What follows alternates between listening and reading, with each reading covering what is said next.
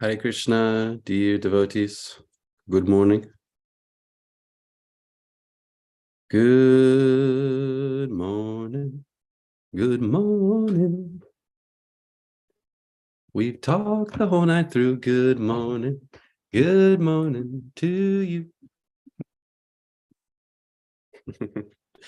Hare Krishna.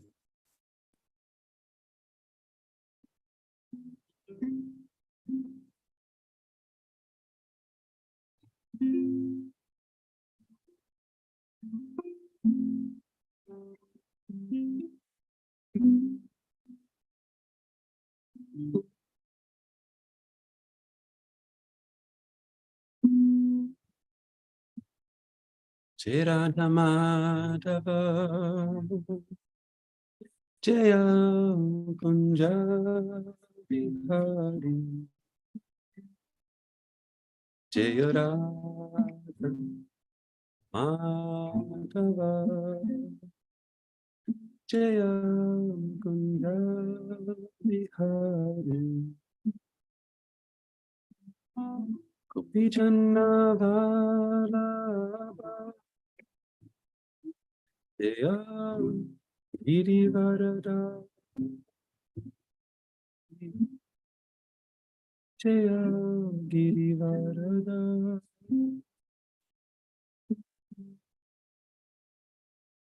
Gopijanna Vallabha Jaya Girivarada Jaya Girivarada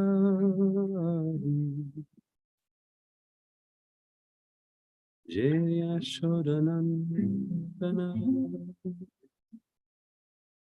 Jaya Braja Janaranjana Jaya Yashodanandana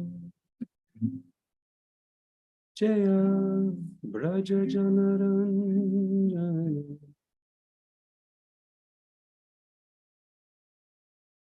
Jamuna Tiravanachari Jaya Kunja Bihari Jaya Kunja Bihari Jamuna Tiravanachari Jaya Kunja Bihari Jaya Kunja Bihari Jaya Radha Madhava Jaya Kunja Bihari Jaya Radha Madhava Jaya Kunja Bihari Gopijanna Vallabha Jaya Girivarada Jaya Girivarada Gopijanna Vallabha Jaya Girivarada Jaya Girivarada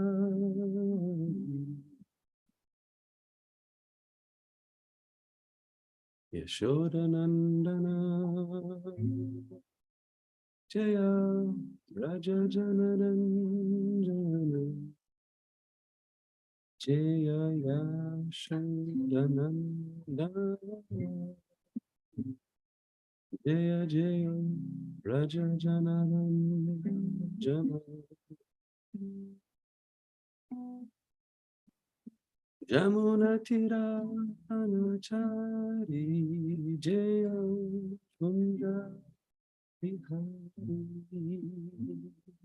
Jaya Kunja Bihari Jamuna Tira Banachari Jaya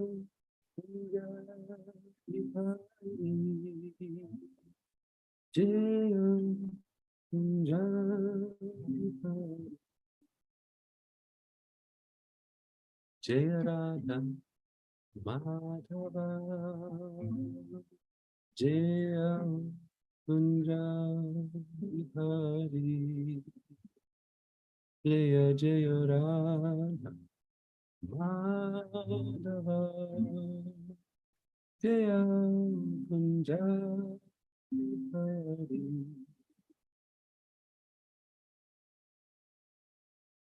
Shri Shri Radha Madhava Ki Jai Shri Shri Radha Madhava Ki Jai Nitai Gaur Premanandi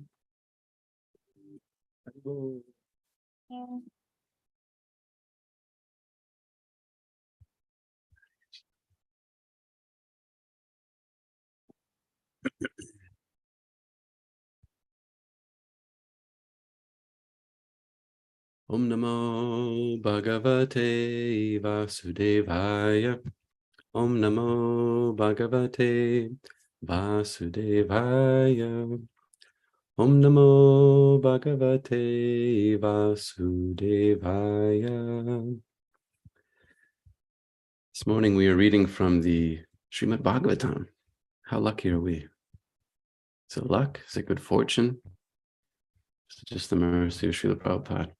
His kindness that he would take the effort to produce the text in such a way that we can understand it and learn the most valuable knowledge and be inspired in devotional service. Wow. What would we be doing without Srila Prabhupada? Digging holes or something. Canto 5, Chapter 1, The Activities of Maharaj Priyavrata, text number 21.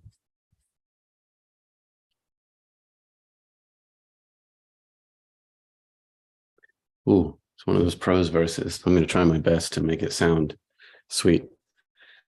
Bhagavan api manuna yatavad upakalpita pachita priyavrata naradayor avisham abhisimikshamanayor atmasam avastanam avanmanasam kshayam avyavahritam pravartayan agamat.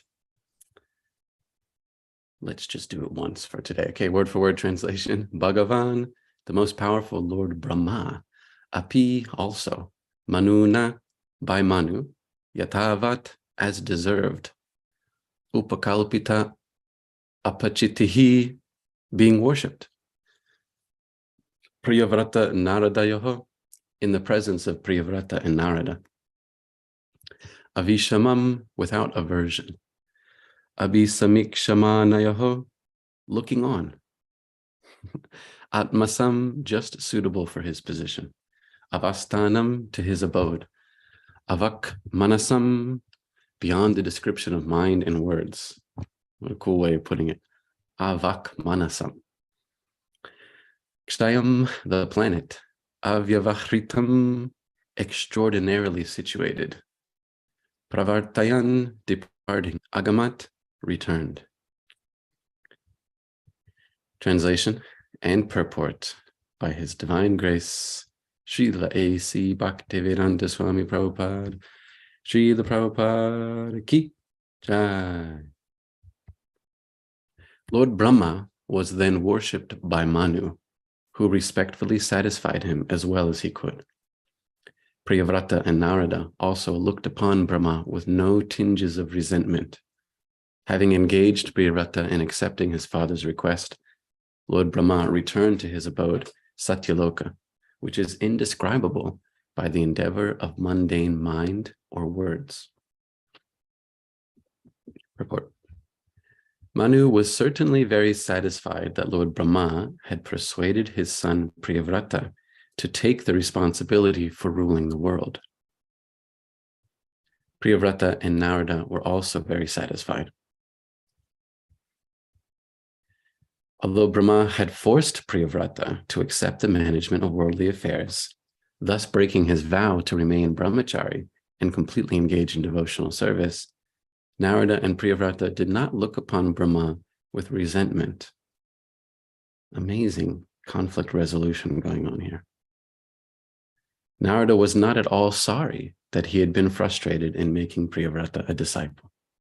Both Priyavrata and Narada were exalted personalities who knew how to respect Lord Brahma. Therefore, instead of looking upon Brahma with resentment, they very feelingly offered him their respect. Lord Brahma then returned to his celestial abode, known as Satyaloka, which is described here as being impeccable and being unapproachable by words. It is stated in this verse that Lord Brahma returned to his residence, which is as important as his own personality. Lord Brahma is the creator of this universe and the most exalted personality within it. His lifetime is described in Bhagavad Gita. Sahasra Yuga Paryantam Aharyad Brahmano Viduhu. The total duration of the 4 yugas is 4,300,000 years. And when that is multiplied 1,000 times, it equals 12 hours in the life of Brahma. Therefore, we cannot factually comprehend even 12 hours of Brahma's life, to say nothing of the 100 years that constitute his entire lifetime. I think in that purport in Bhagavad Gita, Prabhupada says that Brahma lives 311 trillion, 40 billion years. But it's true, we can't even really fathom what a billion looks like, how much more it is than a million. So to speak of a trillion and then 311 of those, it's just a long time. We're just a flash in the pan in comparison. So how then can we understand his abode? The Vedic literatures describe that in Satyaloka there is no birth, death, old age, or disease. In other words, since Satyaloka is situated next to Brahmaloka, or the Brahman effulgence, it is almost as good as Vaikuntha Loka. So it's still in the material world, but it's like transitioning. In fact, at the end of the universe, at the end of Brahma's lifetime, everyone who's in Brahmaloka, Satyaloka, they go to Vaikuntha. They just step over. While the rest of us might need a few more cycles in the wash. In other words, since Satyaloka is situated next to Brahmaloka, or the Brahman effulgence, it is almost as good as Vaikuntha Loka. Lord Brahma's abode is practically indescribable from our present status. Therefore, it has been described as Avan Manasa Gochara, or beyond the description of our words and the imagination of our minds. Srimad Bhagavatam thus describes the abode of Lord Brahma. Getvai paryardhyam tad u parameshtyam nayatra shoko na jara na mrityu na tir na kodvegaha. In Satyaloka, which is situated many millions and billions of years away, there is no lamentation, nor is there old age, death, anxiety, or the influence of enemies. I had some interesting point to say about that, but I can't remember it now. Anyway, Srila Prabhupada ki jai. Om Gyana Timarandasya Gyananjana Shalakaya Chakshurum Militam Yena Tasmai Shri Gurave Namaha Shri Chaitanya Manobishtam Stapitam Yena Bhutale Svayam Rupa Kadamayam Tadati Svapadantikam Vandeham Shri Guru Shri Yuta Parakamalam Shri Gurun Vaishnavam Scham Shri Rupam Sagrajatam Sahagana Raghunathan Vitam Tam Sajivam Sadvaitam Savadutam Parijana Sahitam Krishna Chaitanya Devam Shri Radha Krishna Paran Sahagana Lalitam Shri Vishakanvitam Sham He Krishna Karuna Sindhu Dinabandho Jagapate Gopesha Gopika Kanta Radha Kanta Namostate Tapta Kanchana Gaurangi Radhe Vrindavaneshwari Vrishabhanu Sudevi Pranamami Hari Priye Vanchakalpatarubhyascha kripa sindhubhya eva cha patitanam bhavanebhyo vaishnavebhyo namo namaha. Jaya Shri Krishna Chaitanya Prabhu Nityananda Shri Advaita Gadadhara Srivasadi Gaura Bhakta Vrinda. Hare Krishna, Krishna Krishna, Hare Hare, Hare Rama, Rama Rama, Hare Hare. Just want to take a moment to first glorify His Divine Grace, Srila Prabhupada, who gives us such relevant insight on these incredible Bhagavatam activities, these happenings, these leelas of the Lord and His devotees, without which, we would interpret all sorts of unusual things. What would we think of the story of Priyavrata? We might conclude, don't be a brahmachari.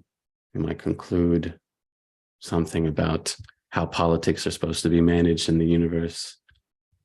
But here in the purport, Prabhupada is emphasizing the relationship between the devotees, between Brahma, Narada, Manu, Priyavrata, is the relationship that facilitated a resolution, a disagreement, and ultimately the welfare of the whole world. Puts the emphasis on the respect that's felt. And that respect is reciprocal. We hear in the language that Brahma spoke in the previous verses, how he looked upon Priyavrata as his dear son. And rather than giving some sort of order, he makes such a logical argument about why Priyavrata should take up the mantle of ruler of the world, or actually several planetary systems. And he makes an appeal to the mutual love that they feel for the Lord, as setting such a great example of how we can move forward in our devotee communities despite some conflict. We recognize the importance of someone's experience, their authority that comes with their status as an exalted devotee, and that devotee recognizes their obligation to make a compelling appeal to engage in the Lord's service in a particular way. Now, the interesting thing about conflict resolution amongst devotees is that in almost all cases, when there's conflict, in almost all cases, all parties are right. There's very rarely a situation where there's a wrong party amongst devotees, because everybody wants to serve Krishna. This is why conflict resolution amongst devotees is a little bit more sensitive, a bit more involved, because everybody's right in wanting to serve Krishna. Just there might be a better way to serve Krishna, there might be a best way to serve Krishna, but no one's wrong in wanting to serve Krishna. Still, there comes a time where you have to serve Krishna in a particular way. And there are many opinions about how to do that. There's many ways to resolve it. And here we're seeing a classic way performed perfectly. Brahma is an authority. He's very dear to the Lord, being the first one to see the Lord in this universe, right? Lord Brahma is practically the Lord's son, being born directly from his navel. He has no mother, only a father, and that is Krishna. And in his Samhita, chapter 5 of his Samhita, he describes that dear relationship. In our Bhagavatam, of course, we see how Brahma first, discovers himself as being born from the lotus flower, coming from the navel of the Lord, and is instructed by the Lord on how to serve, how to create the universe, how to keep the whole machine running. This universe does have a purpose, which we also heard in previous verses in this chapter. And it's important for some people to know what that purpose is, in contrast to the sort of whimsical relativity of the modern world, where you're just kind of like invited to create your own purpose, just kind of come up with anything. As long as it feels good to you, then that's your truth. This stuff is mere child's play. It's very philosophically naive. But Brahma knows what is the actual purpose of the universe. And that's why he's an authority. And that's why both Manu, Narada, and Priyavata were very fortunate to hear from him and to accept his perspective on what should be done. And that's why everyone was happy, very satisfied, actually. Priyavata and Narada were also very satisfied. Because Brahma's authority comes from the truth. Satya Sankalpa. What is the verse? Satya Sankalpa something. That he derives his authority from the actual truth, not the relative opinion, opinionation, which is more common these days. Of course, it describes in the 12th canto of Bhagavatam that in Kali Yuga, the truth is established by whoever speaks the loudest. And we definitely see that nowadays, especially in our modern politics. It's really just whoever speaks the loudest. And by loud, it means whoever can have the most content viewership on social media. Probably many of you have heard stories about how there's certain strange entities that manipulate all sorts of content online to sway elections this way and that way. That notorious group, Cambridge Analytica, claimed to have basically purchased 35 elections around the world. They actually brag about it. So they said, we decided 35 elections just by their online content creation, whatever, to sway people's opinion this way and that way. This is Kali Yuga. The truth is just determined by whoever speaks the loudest, has the most views. It's so chaotic. It's wild. But Brahma's authority comes from knowing the truth of the purpose of this universe. And so he made all these arguments to Priyavrata.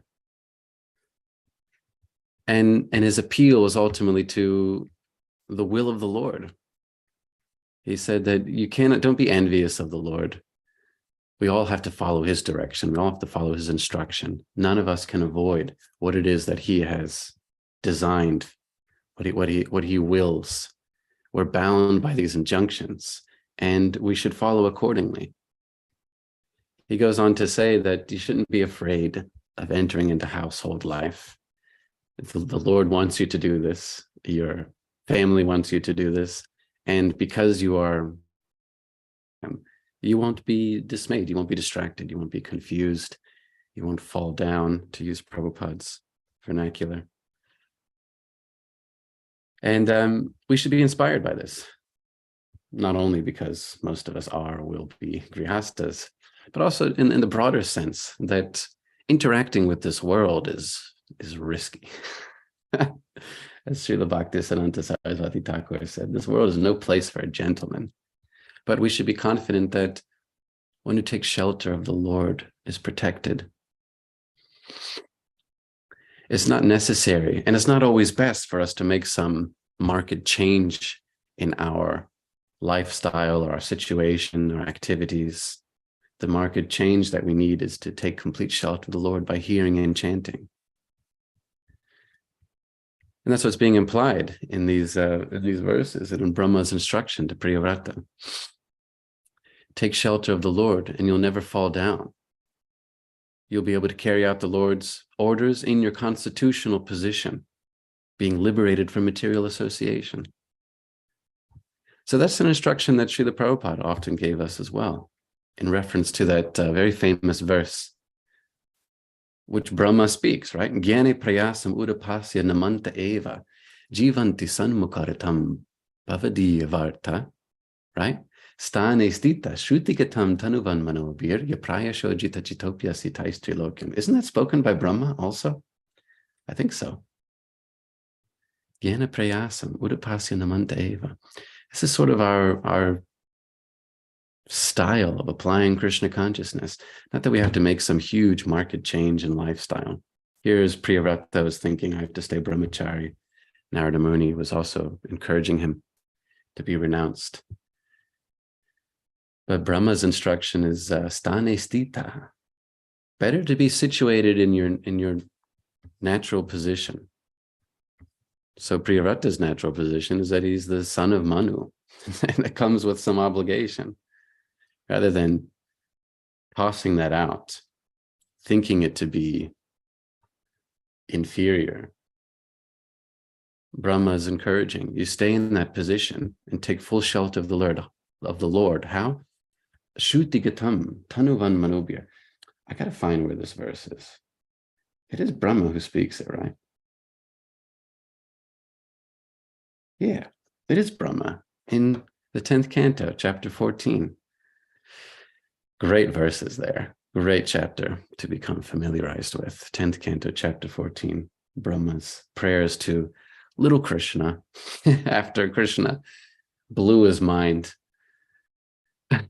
He offered so many wonderful prayers, full of devotion and full of philosophical content and full of practical instruction.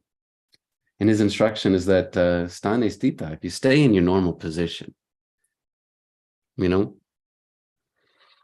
have to make some huge change, throw away everything and run off to the forest. This is also the order of Bhagavad Gita, isn't it? Arjuna wanted to renounce, go off into the forest or the mountains. But he was advised by Krishna in the same way that Brahma is advising us here. Better to stay in your position. And what is the real protection? Not just running away from all of material responsibility, not just denying the technology given to you in the form of this material body, tossing it away. The real protection is Shuddhigatam tanuvan manobhi. Taking shelter of the Lord by hearing, following the path of hearing. Shuddhigatam. Gatam is a path to follow the sound vibration. It's like if you're lost in the dark and you hear some sound and someone's calling out. You can follow that sound to safety, to your destination. So Shuddhigatam, to follow the sound. Might as well say Shuddhigitam, hearing and chanting. Tanuvan manobhir, to use your... I'm sorry, Janavat. So the verse we find it is 10th canto, chapter 14, text number 3. What Brahma's prayers. Shuddhigatam tanuvan manobhir, with your body, with your words, with your mind. In this way, you actually conquer the Lord, who's unconquerable. Yaprayasha ajita jitopyasya tais trilokyam. The Lord is unconquerable by anything in these three worlds, but he becomes conquered by someone who is stane stita, shuddhigatam tanuvan manobhir, who just stay in their normal position. The Lord isn't conquered just by renouncing. And that's kind of the theme of this chapter about Priyavrata. It's not superior to renounce. If your renunciation facilitates more hearing and chanting, Shrutam tanuvan manobhir, then that is what should be done. But if it doesn't support your hearing and chanting, if it's an obstacle to hearing and chanting, then it's actually not beneficial. The Lord is not conquered by renunciation. It's conquered by hearing and chanting. Shuddhigatam tanuvan manobhir, engaging our mind, our body, our words in service to the Lord. He becomes conquered by that. It affects his heart. The Lord has a heart and he is affected, and he gets overwhelmed by the hearing and chanting of his devotees. Just like Janavatsala Devi Dasi. She led kirtan at the Bhakti Yoga Center on Thursday. Wow. I mean, I was totally conquered, and I felt like Lord Krishna is conquered by this as well. And the symptom is that even people who just walked in the door for the first time, they're just like, they're overwhelmed by the kirtan.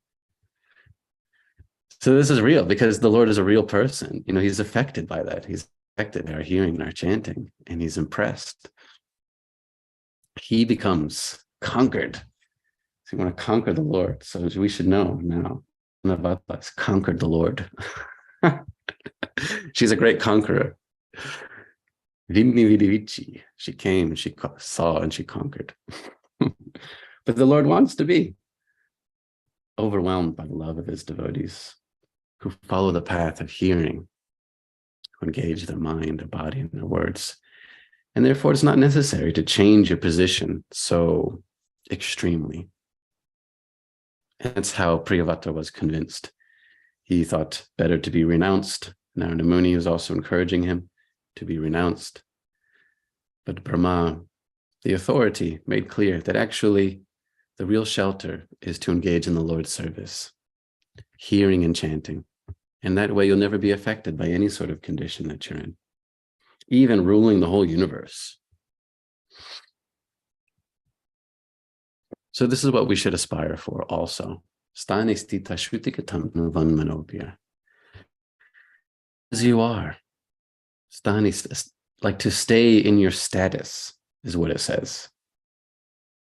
For most, it is not necessary to make some big change, but to stay in one's status, to always hear and chant, to associate with the devotees, serve with your mind, body, and words, and the Lord becomes conquered by this. We don't have to speculate some other way of doing it. Sometimes we think, well, if I were Krishna, I would be impressed by this, and so let me do that. But this is exactly what Brahma is saying not to do. You got to give up this whole speculative method of trying to understand the Lord. You don't conquer him by your speculation. That's not how he's conquered. But Shruti Gatam, hearing. And hearing means with your heart. When you really care about someone, then you hear attentively, you listen. So much of our Sankirtan just means listening to people. They just need to be heard also. Know that they are cared about. And then they'll also want to hear. There's this one guy, Hare Krishna. These kids, they go through so much these days. Every day, this guy sends me 15, 20, maybe even 30 minutes of audio messages, just like all of his problems, all of his stress and his anxieties and his worries and his stuff. I try to listen and just give some positive encouragement, and of course, encourage him to read Bhagavad Gita and to chant Hare Krishna. And then finally, he gets really serious. He starts asking these questions like, what does Krishna say about this? I'm fascinated. He says, what is bhakti perspective on all this?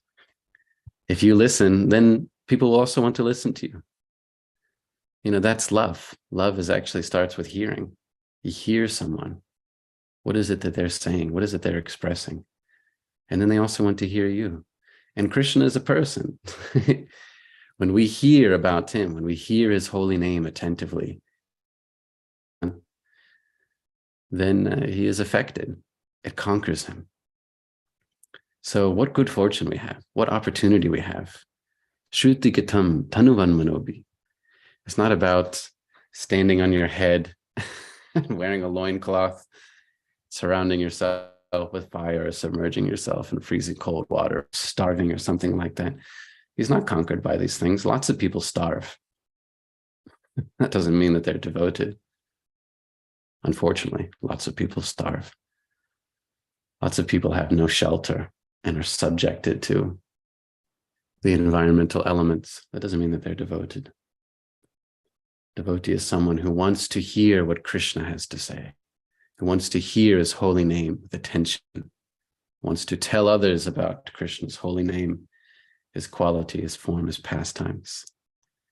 That's the real exchange of love, is through the ears and with the mouth. As Prabhupada says in a purport in the first canto of Srimad Bhagavatam, any relationship can be maintained even at long distance as long as there is hearing. It's not actually touching, smelling. The essential aspect is the hearing. You can have a long distance relationship just by hearing. That's what we're doing now. We're all signed in on Zoom. We're not in the same room together. Well, maybe some of you are in the same room. But just by hearing, the relationship is maintained. The exchange of love is facilitated. So we should always hear and chant. And that's what impresses the Lord. Not the extremeness of our lifestyle. So that's a significant point being made here, that Brahma is encouraging Priyavrata to take up the mantle of rulership, but that he would be protected from all of the pernicious possibilities in that service, because he's always hearing and chanting about the Lord. And this should be encouraging to us too. No matter what status of life we're in, we can take shelter of the Lord by hearing and chanting. I can't take that away from me. George Gershwin, he understood. They can't take that away from me. You can always hear and chant, no matter what sort of occupation you may be in. And that's really Brahma's instruction, sthani sthita. So we all know that. We all know that, but we should all be reminded and encouraged by these examples. So even at the highest levels of universal management, they can handle it. Priyavrata can handle it. It's what Brahma's saying. You can get through this. Take shelter of the Lord, hearing and chanting, and you won't be adversely affected by the material existence. The other interesting point being made, I think that's being brought out, particularly in this verse and purport, is about the respectful relationship of the devotees. Brahma, Priyavrata, Narada, Manu, they're respecting each other, appreciating each other. Particularly the appreciation for Brahma means that even though Narada didn't really get what he wanted, and Priyavrata didn't exactly get what he wanted, still they're satisfied. They want what Brahma is encouraging them to do. There's no resentment at all. That's the particular word that's being used, right? With no tinges of resentment. Of course, in this Kali Yuga, we have so much resentment. Anybody just looks at us the wrong way. We're all so hypersensitive. Just look at me the wrong way. There's like so much resentment. And devotees, I'm going to be a little bold and say devotees especially, we are extra sensitive, which is good because that's what bhakti is all about. Sensitivity, right? Sensitivity to the Lord, sensitivity to other Vaishnavas. But the sort of the downside of that sensitivity is that sometimes we can be really resentful. I feel like as Vaishnavas, we should do better than this with the whole forgiving thing. You know, there's sometimes devotees, because we're doing something phenomenal. It's just amazing. And when you do something amazing, you know, your heart gets really invested. And when your heart is really invested, there's potential to get sort of like waylaid by someone or something else, and that can cause some resentment. Devotees, they invest their heart in some service, and if someone comes along and kind of tells them not to do it that way, or should do it this way, or whatever, there can be some resentment. And unfortunately, there's too much of that floating around in our community. Not like specifically Gitanagari, I mean really the whole world. It's everywhere in the world. I think that devotees, we should be able to do better and to forgive when sometimes there's some conflict owing to clash of authorities or different lines of direction or different perspectives of Krishna. Let us not hold grudges, you know, and try to remember that in almost all cases, everybody is right for wanting to serve Krishna in the best way possible.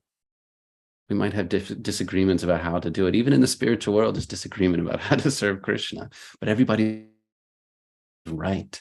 There's different groups of gopis. They have different styles of serving Krishna. None of them are wrong. They're the most right, and yet they're doing it differently. So we need to be a little broad-minded as well when it comes to the perceived conflicts in the service amongst devotees, so that we have different perspectives on how to do it. We might think, oh, this temple president, they're focusing on this instead of that. But they're trying to serve Krishna, to be cooperative as far as possible. I might think, oh, the managers of ISKCON, they're doing things this way instead of that way. Sure, we're always trying to do better. There's always room for improvement. But first and foremost, we should see that everyone's trying to serve Krishna. There are a few cases where someone's not trying to serve Krishna. And of course, they eventually are outed. It's natural that happens.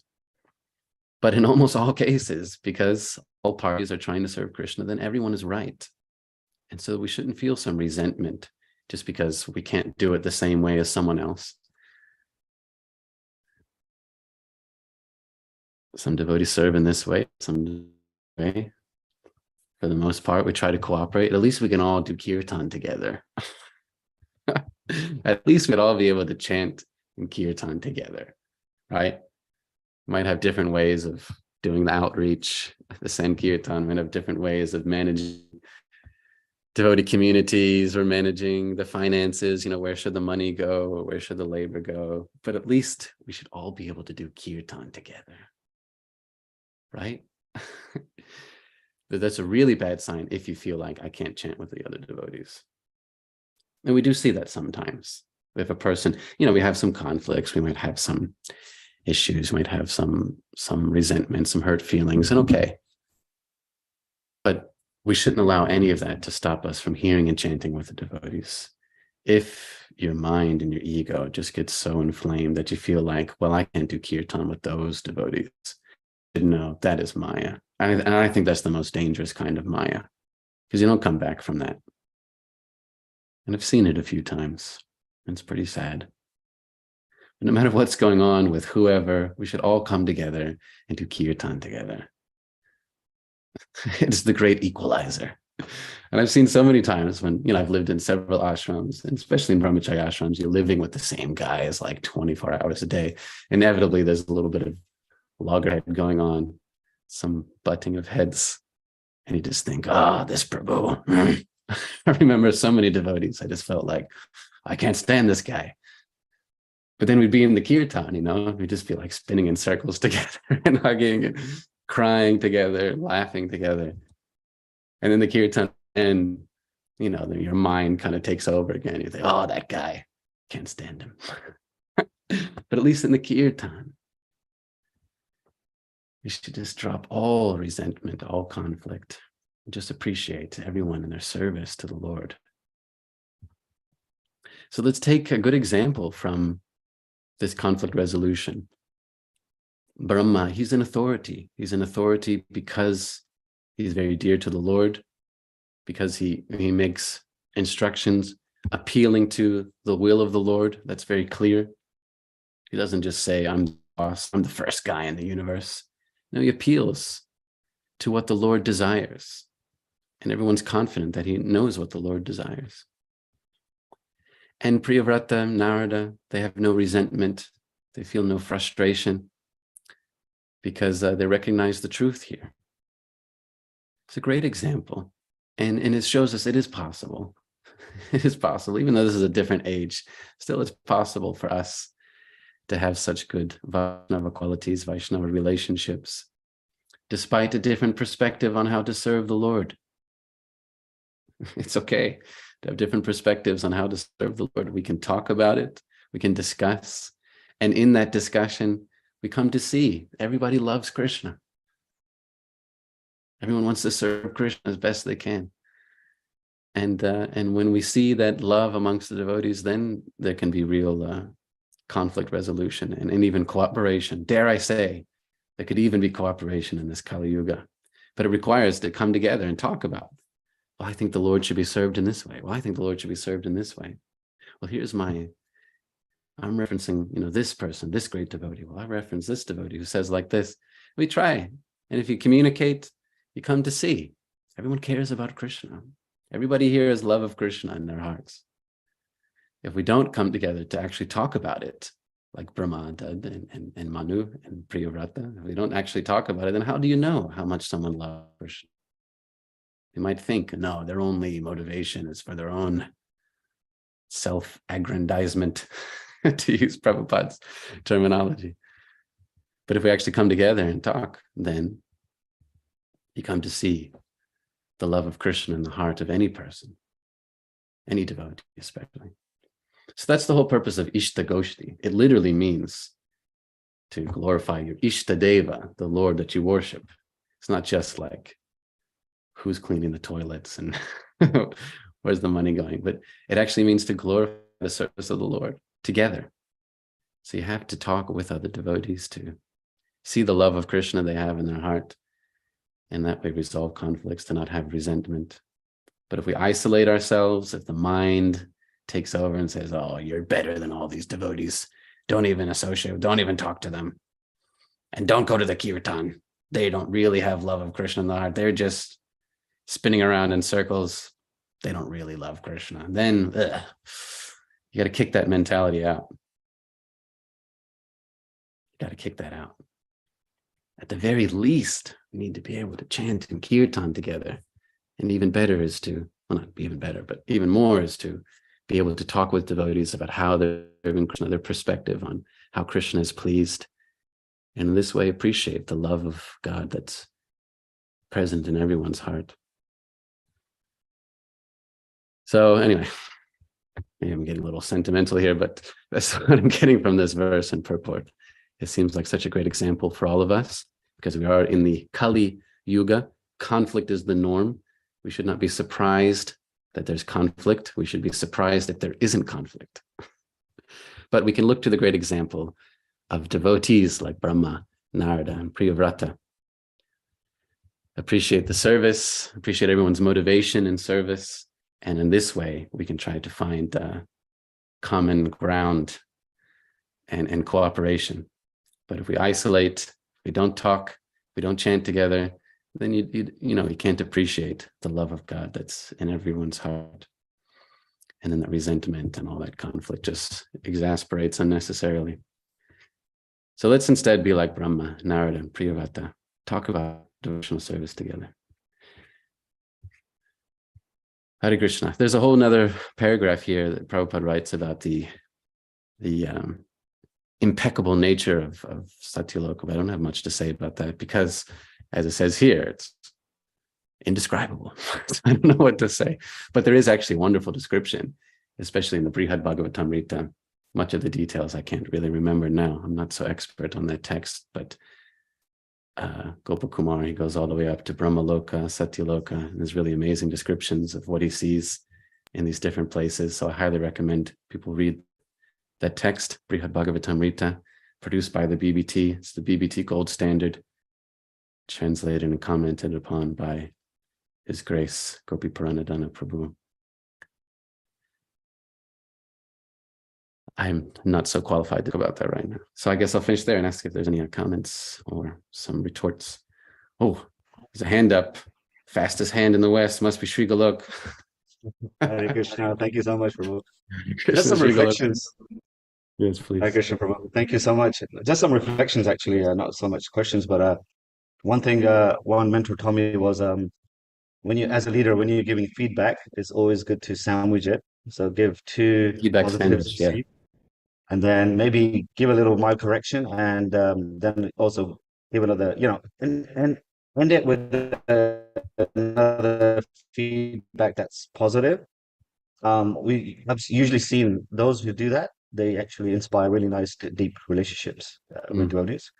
And also from the other side, which is, obviously when you receive it, serving leaders, we expect so much from them, right? We expect them to be pure devotees. We expect them to be advanced devotees. So it's very difficult sometimes when we see some injustice or mistreatment or things like that you're talking about. Usually happens with peers. Their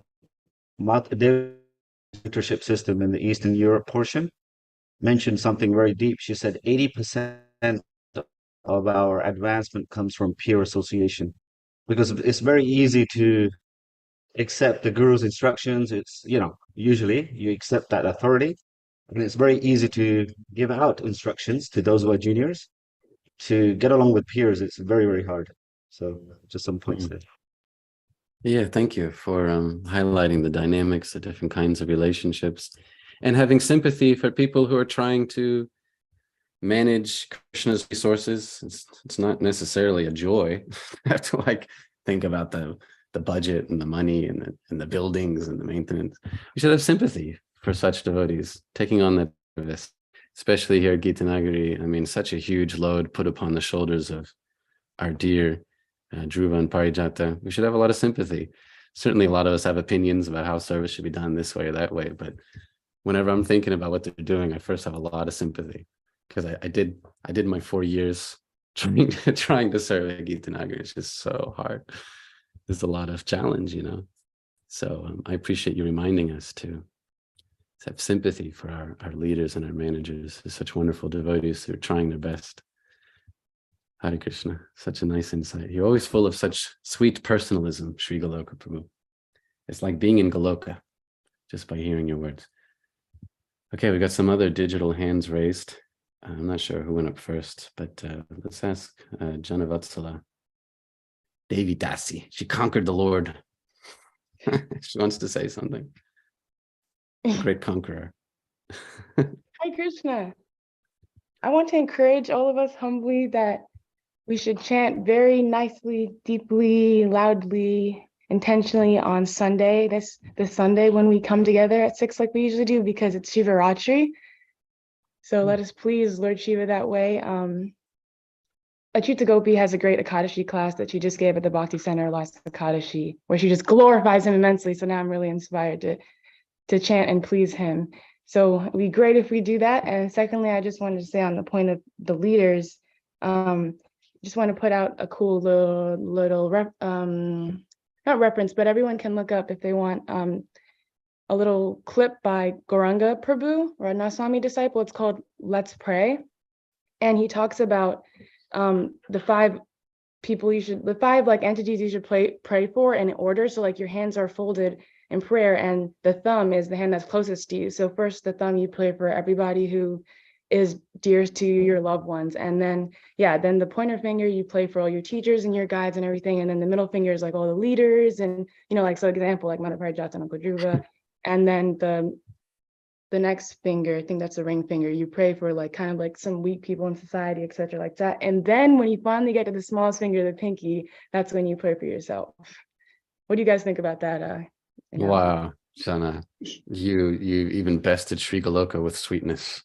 What a nice meditation, a nice contemplation. Yes, it's a really good way to remember who to care for. So nice. Thank you for that really visual description and great method. So sweet. Yes, Kirtan on Sunday. I wish that I could be there, but we have a lot at the center that only finishes on Sundays at 5 o'clock. And that's why we're not there. But Janavatsala, the great conqueror of the Lord, has demanded that everyone who can should be at Kirtan on Sunday evening to chant together. Because if we don't have that, so let's all try to chant together whenever we can. You never know when it's your last chance. Don't want to be morbid, but it could be our last chance. So I always try to chant like it's my last chance. Just throw it all out there. Okay, Srimati Bhaktin Kaylee just got her digital hand up. Would you like to say something? Yeah, Hare Krishna, thank you. First of all, for all of your really sweet points throughout the class. I took so many things home written down. And for Sri Golok and Jana, I cannot remember the name, Jana Vatsala. That was really sweet meditations. Thank you so much for all these points.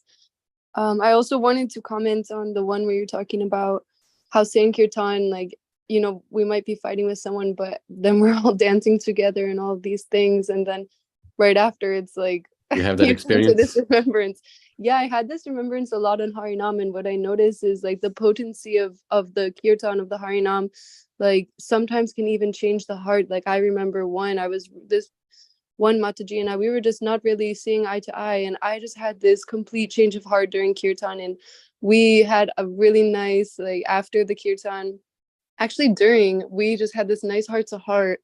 And then it felt like things changed for a while. But then, the material world, even though we were doing Harinam every day, something would come in. But it's really sweet to see that during that Kirtan, there's this immense change of heart, depending on, the potency also sometimes. But how important it is. I know Prabhupada, sometimes if devotees were not getting along, he would send them out for Sankirtan. And I think that's the best, like, therapeutic medicine for that. But also, another point I really like that you were making is about this hearing as the closest way to form a loving relationship. I can't remember the exact words you said, but this really sits for me, like listening and hearing.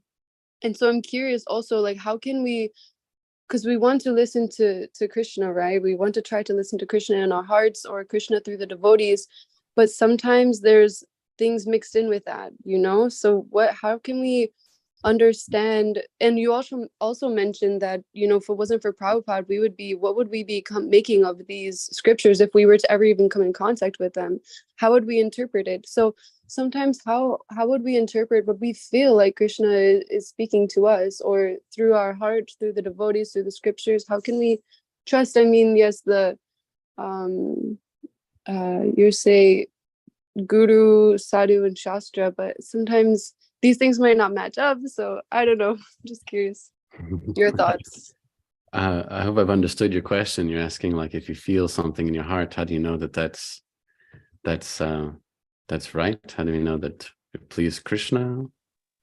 Yeah, I mean, because sometimes, yeah, we feel like Krishna might, because Krishna speaks through his devotees. He can also, I feel like, sometimes we might just have a realization. Like in this kirtan, I just had this realization of like, oh, this person is not necessarily wrong. They're just different. So felt like that was inspired by Krishna. But how can we always trust these things? I don't know. Well, you know the answer. It is Guru, Sadhu, and Shastra. And you might sometimes, it might appear to you that, well, they don't always, they're not always congruent. It still seems like it's not as clear. But also, as we mature in bhakti, we do start to see how phenomenally clear that it is. It's just, we're developing in our spiritual sensitivity. And as we're new in bhakti, it can be a little confusing. But as we mature, it becomes more self-evident, and we can have more confidence that we are pleasing the Lord and we are doing the right thing. Just like you're confident when you've eaten a meal and you feel full, you know in yourself that now I'm satisfied. I have enough nutrient. I've eaten enough to feel healthy and I have energy. So similarly, as we mature in bhakti, it becomes more self-evident. It's like a sensitivity in a relationship. Even someone when you're in a new relationship, someone might tell you explicitly how they feel. And we still just kind of miss it. Only after many, many years do you really start to get what a person is feeling. I've been married almost 10 years now. No, we've been together almost 10 years now. Actually, we're celebrating our first date anniversary today. So I'm thinking about it. And it's taken this long to like finally understand, what does my wife actually feel? So similarly in bhakti, it can take some time. It can take many years, maybe even lifetimes, to become so sensitive to the feeling of the Lord and to be confident that I've understood what it is that he wants. And that's okay. It's worth the effort. It's worth the time. So I hope I give you some encouragement, Kaylee, that even though we might have some doubts, those doubts will go away. You'll become more and more confident that you're pleasing Krishna. I promise. I promise you. Yeah, thank you. That's a really sweet point. Thank you. Hare Krishna. Leela Kishori Mataji, would you like to take us home with some spiritual sound vibration?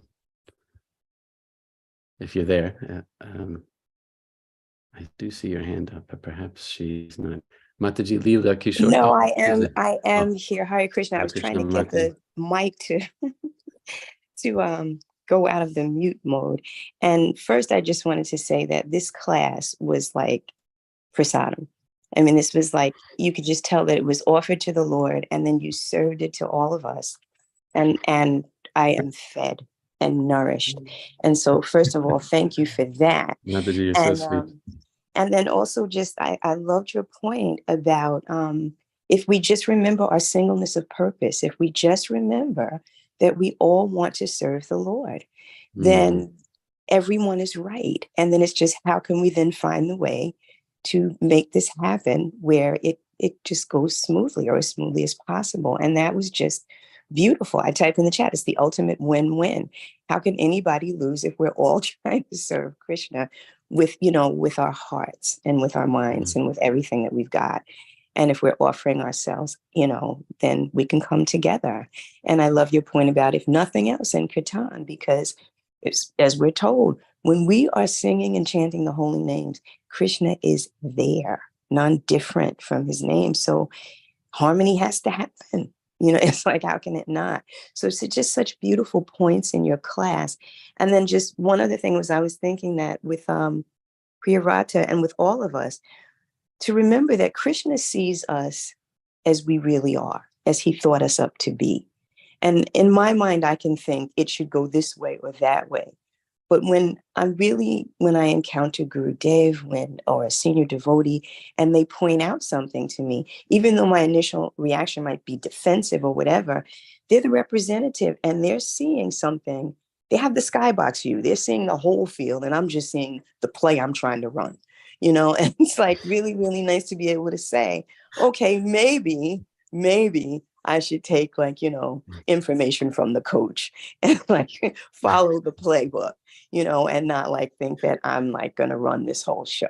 So thank you very, very much, Yasodeva, my sweet god brother. Thank you very much for this class. Thank you, Mataji, for such nice feedback. If I brought the prasadam, then you brought the dessert. So thank you for that sweet commentary. Hare Krishna. Okay, I suppose we should finish here. Although John Vatsala, you're saying you want to screen share 11-second video of Bali Maharaj. Well, we don't see the Lord yet, Darshan, so let's see if you'll get your 11 seconds, John Vatsala. But I don't know if you're going to be able to screen share. Yes, the host is going to have to enable it. I'm not the host, so you might not get what you want. Perhaps you can share it in our WhatsApp chat if you like. Or maybe Agari Krishna is working his magic right now.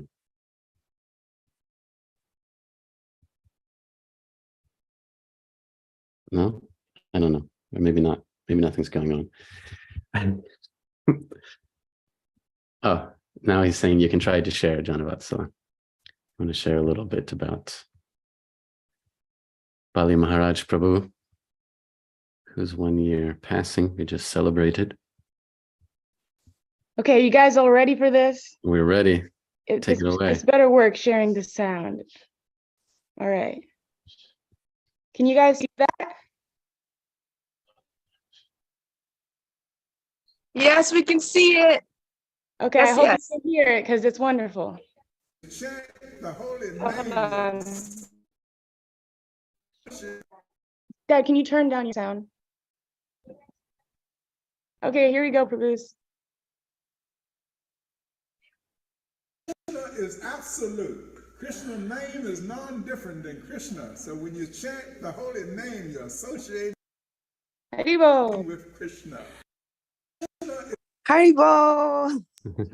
Jai. It's so nice to see you. Thank you, Jana. I'm so happy. So happy. Thank you.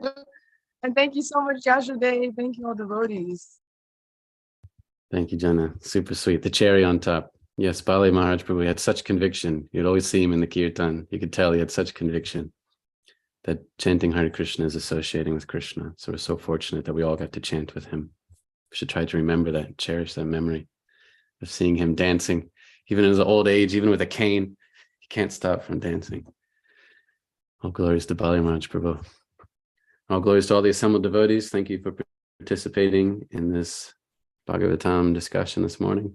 I don't know if we're going to have darshan of Sri Shivada Damodar. Perhaps we have to enjoy the Lord in the feeling of separation today. Perhaps he wants us to feel that Vipralamba Bhava, because we don't seem to have darshan. But anyway, Grantaraj Srimad Bhagavatam ki jai, Srila Prabhupada ki jai, Nittai Gaur Premanandi, Hari Hari Bol.